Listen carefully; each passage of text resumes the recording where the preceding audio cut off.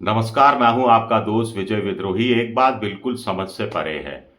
जब 19 फरवरी को चुनाव आयोग के मसले पर सुप्रीम कोर्ट को अपना फैसला देना है, मोस्ट प्रोबेबली फैसला देना है, तो आखिर मुख्य चुनाव आयुक्त और एक अन्य चुनाव आयुक्त की नियुक्ति के लिए मोदी सरकार को इतनी हड़बड़ी, इतनी जल्दबाजी क्यों थी?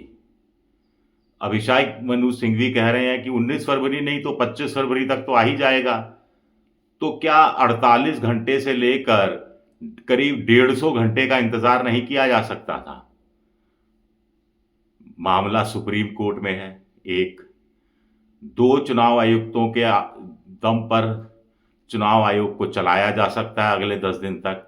कोई चुनाव की घोषणा नहीं करनी, नवंबर तक इनफैक्ट कोई चुनाव नहीं है, तो इतनी हड़बड़ी क्यों?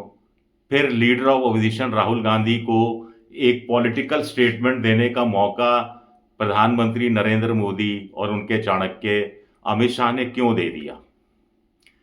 चुनाव आयोग की क्रेडिबिलिटी, उनकी साख वैसे ही दांव पर है। फेयर एंड फ्री इलेक्शंस नहीं हो रहे, सत्तारूढ़ पार्टी के पक्ष में लेवल प्लेइंग फील्ड होती है, सत्तारूढ़ पार्टी के पक्ष में चीज़ें झुकती हुई दिखाई देती हैं। लचीला रुख चुनाव आयोग सत्तारूढ़ पार्टी के पक्ष में खुलकर जाहिर करता रहा है। सत्तारूढ़ पार्टी के हिसाब से चुनाव तिथियों की घोषणा होती रही है।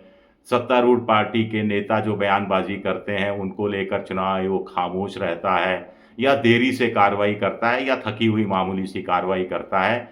इन सब आरोपों के बीच में जब आयोग जूझ रहा हो, तो ऐसे में तो किसी भी लोकतांत्रिक सरकार के लिए बेहतर होता है कि उस संस्थान की इज्जत को बरकरार रखा जाए, इस संस्थान की इज्जत और ज़्यादा खराब नहीं हो, विपक्ष को और आरोप लगाने का मौका नहीं मिले।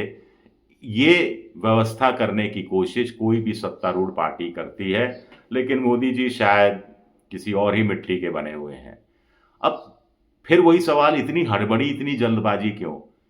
क्या मोदी जी को लग रहा था कि सुप्रीम कोर्ट उनके खिलाफ फैसला दे देगा? यानी सुप्रीम कोर्ट ने कहा था 3 सदस्यों की कमेटी हो, जिसमें एक लीडर ऑफ अपोजिशन, एक प्रधानमंत्री, एक चीफ जस्टिस ऑफ इंडिया हो। भारत सरकार, मोदी सरकार इस पर एक नया अध्यादेश ले आई, जिसमें चीफ जस्टिस ऑफ इंडिया को हटा दिया गया, उसकी जगह प्रधानमंत्री द्वारा मनोनीत कोई वरिष्ठ कैबिनेट मंत्री को रख दिया गया। तब से ही सवाल उठ रहे थे कि कहाँ सीजीआई का कद और कहाँ एक कैबिनेट मंत्री का पद। तो अब बड़ा सवाल उठता है कि क्या सुप्रीम कोर्ट में जिस अर्जेंसी से इस मामले में सुनवाई हो रही है, छोटी छोटी तारीखें दे रहा है, लगातार सुप्रीम कोर्ट मौखिक टिप्पणियां करता रहा है, तो ऐसे में ये तो तय है कि मामला लंबा टलने वाला नहीं है। ये अच्छी तरह से तय है कि 19 फरवरी नहीं तो 25 फरवरी तक फैसला आ ही जाएगा, अगर कुछ बीच में कुछ गलत अनहोनी ना हो गई हो।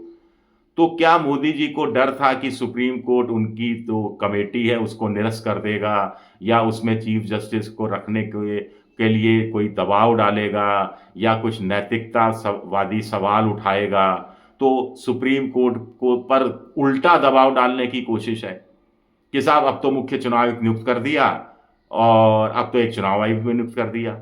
लीगली देखिए मोदी सरकार को हक है। अब नैतिकता के आधार पर राजनीति चलती नहीं है, और मोदी जी की तो बिल्कुल भी नहीं चलती। ये बात तो अपोजिशन आमतौर पर इस तरह के आरोप लगाता रहा है। 19 फरवरी को सुप्रीम कोर्ट का संभावित फैसला है, यह भी नहीं मालूम अगर हम मोदी के एंगल से देखें तो, कि 19 फरवरी को फैसला है, पता नहीं सुप्रीम कोर्ट फैसला देगा नहीं देगा, हो सकता है 25 फरवरी को दे, हो सकता है 3 हफ्ते लगाए। तब तक मोदी सरकार को पूरा हक है, क्योंकि उनका जो अध्यादेश है उसके हिसाब से वो नियुक्त कर सकते हैं, मुख्य चुनाव आयुक्त बना सकते हैं, और तीसरा जो खाली जगह थी उसको भर सकते हैं। तो वो काम उन्होंने कर दिया, इसमें क्या गलत किया? अब बीजेपी ये तर्क भी दे सकती है कि हमने तो फैसला ले दिया, क्योंकि जो मेन जो चुनाव आयोग के जो मुख्य चुनाव आयुक्त थे राजीव कुमार, वो रिटायर हो रहे हैं, तो फैसला ले लिया। अब सुप्रीम कोर्ट का फैसला सर मानने, सर आंखों पर।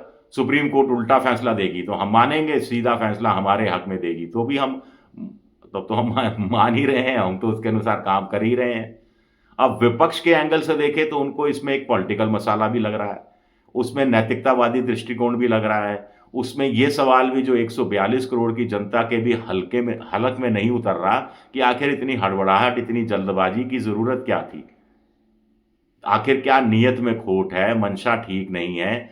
बड़ा सवाल ये उठता है क्योंकि इससे पहले भी चुनाव आयोग से जब एक प्राचा नाम के एक वकील ने दस्तावेज और वीडियो रिकॉर्डिंग मांगी थी, तो चुनाव आयोग की सिफारिश पर ही केंद्र सरकार एक अध्यादेश लेकर आई थी, एक एग्जीक्यूटिव फैसला था उनका कि पॉलिटिकल पार्टियों को तो इस तरह की सामग्री दी जाएगी उनके मांगने पर, किसी प्राइवेट व्यक्ति को नहीं दी जाएगी, किसी नागरिक को नहीं दी जाएगी।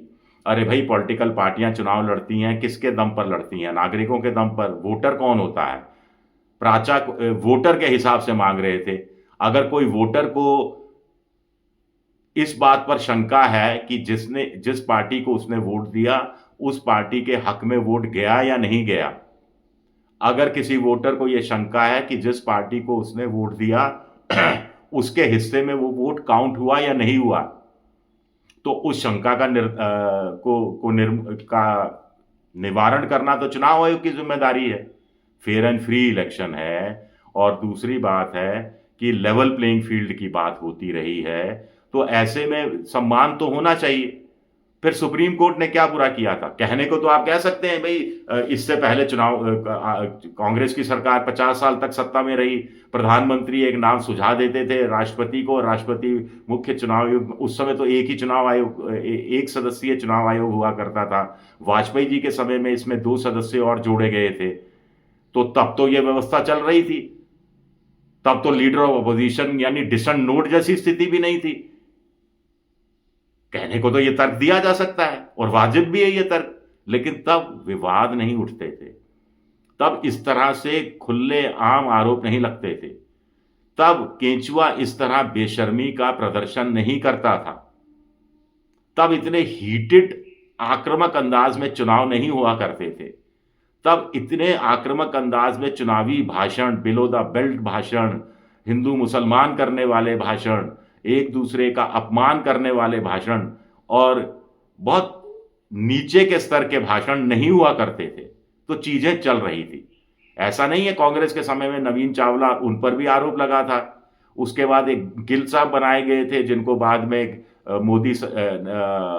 मनमोहन सिंह सरकार में शायद कृषि मंत्री या कुछ ऐसा मंत्री भी बनाया गया था। ऐसा नहीं है कि वो सब सोने की तरह खरे थे और ये पीतल की तरह बिल्कुल खराब है।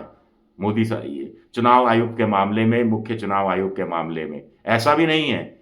लेकिन जब एक संस्थान बदनाम पर बदनाम हो रही हो, एक संस्थान पर आरोप लग रहे हो और मामला सुप्रीम कोर्ट में हो, सब ज्यूडिस हो, तो और आप ही ने सुप्रीम कोर्ट के जो एक आदेश था या आग्रह था या सुझाव था, उसको ओवरराइड करके एक नया आप सिस्टम लेकर आए और उसी को चुनौती दी गई है, तो इंतजार करने में क्या बुराई थी? कहते हैं इंतजार का फल मीठा होता है, हो सकता है फल मीठा निकलता, हो सकता है सुप्रीम कोर्ट कह देता कि हाँ भाई, भारत सरकार ने जो 3 सदस्यीय कमेटी बनाई है उससे हम संतुष्ट हैं, चीफ जस्टिस ऑफ इंडिया भी होते तो बेहतर होता, लेकिन जो सरकार ने बना दिया ठीक है। ऐसा भी तो फैसला आ सकता था, तो आपकी इज्जत भी बची रहती और कुछ दिन टल जाता मामला, तो कोई फर्क नहीं पड़ने वाला था, कोई आसमान नहीं टूटने वाला था। शुक्रिया मेरा वीडियो देखने के लिए। पसंद आए तो लाइक कीजिए, सब्सक्राइब कीजिए, शेयर कीजिए। आप मेंबरशिप ड्राइव में भी जा सकते हैं और मेरी थोड़ी आर्थिक मदद की भी कोशिश कर सकते हैं। शुक्रिया, बहुत बहुत शुक्रिया।